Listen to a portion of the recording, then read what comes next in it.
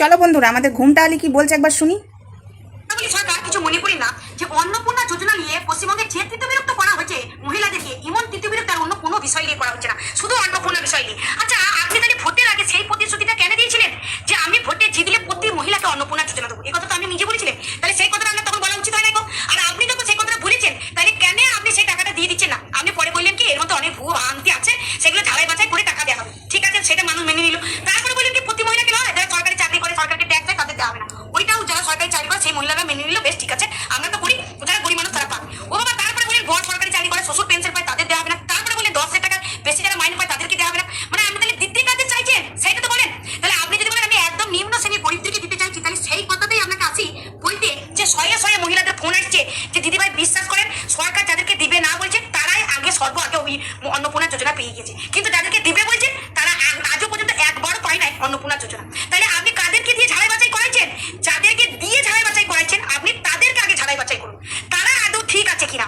তারা কোথায় দিয়ে পাঠিয়ে দিচ্ছে টাকাটা? কোথায়? যাদের প্রাপ্য তাদের লয়, যারা প্রাপ্য লয় তাদেরকে পাঠিয়ে দিচ্ছে। এই দিকটা আপনি আগে খেয়াল করুন।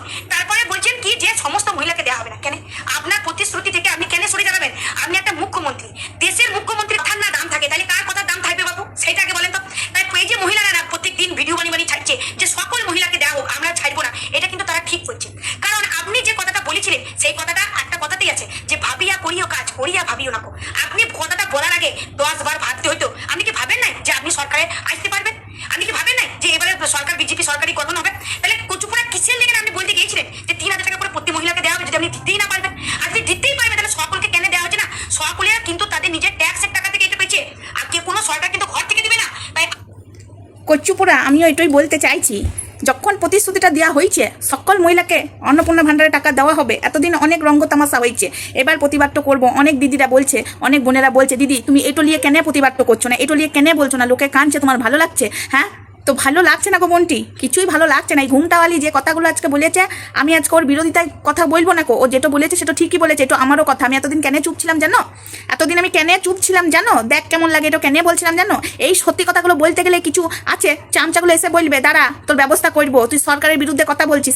এগুলো কিন্তু সরকারের বিরুদ্ধে কথা নয়, ওদের লোকেই বলছে। ঘুমটাওয়ালি তো বিজেপির লোক, ঠিক আছে, ঘুমটাওয়ালিটা, তাই ওদের লোককে যখন বলছে তাহলে আজকে আমিও বলতে চাই কচুপুরা, আজকে যারা ঠিক আছে লক্ষ্মীর ভান্ডার পেতো, আজকে সেসব মহিলাগুলো অন্নপূর্ণা ভান্ডার কেনে পাবে না? হ্যাঁ, একমাত্র তারাই পাবে না যারা যেসব মহিলাগুলো সরকারি চাকরি করে, আশা কর্মী থেকে আরও যত সব মহিলারা আছে সরকারি চাকরি করে তারা পাবে না। আর আদার্স ভাই যারা সরকারি চাকরি করে না, তার স্বামী সরকারি চাকরি করছে না, তার শ্বশুর সরকারি চাকরি করছে না, তার বাড়িতে 3টে ঘর আছে কিনা এগুলো দেখলে হবে না কো। কারণ স্বামী সরকারি চাকরি করছে, মহিলাটা তো করছে না কো।